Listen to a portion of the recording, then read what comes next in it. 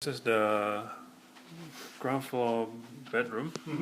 Now the bedrooms, all of these will be very similar as far as the items that we need to talk about. First off, you are going to have a smoke detector in every bedroom. Okay, they do run off of a 9-volt battery as a backup, so they have the little battery in it. They run off electricity, but if the battery goes low, it starts chirping at you. Okay. Okay, so that'll be the same for that.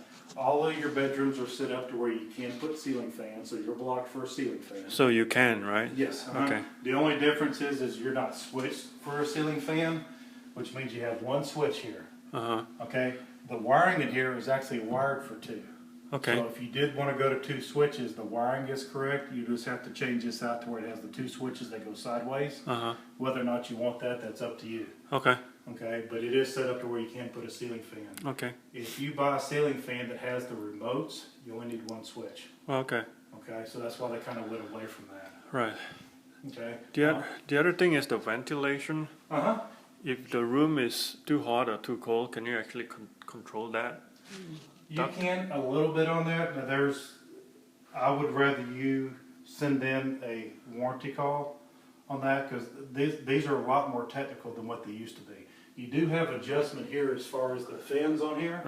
Okay, and that's really just a direction of where the air is going to come through. It's not going to limit how much is coming out. What you don't want to do is shut one off.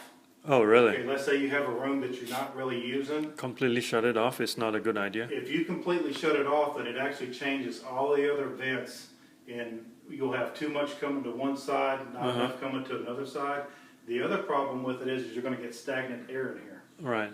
Okay, so it won't be clean.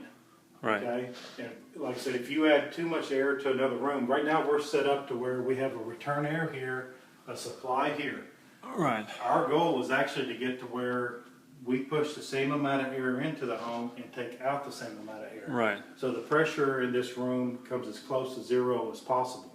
Right. Okay. If I shut this off and we start pulling air, and that's all we're doing is pulling air, number one, we got too much going to another location. Right. And not enough going out.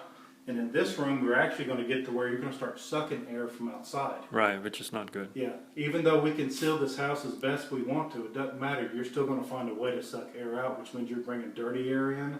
Right. You're bringing moisture in. So we want it to be as close as zero. Okay. So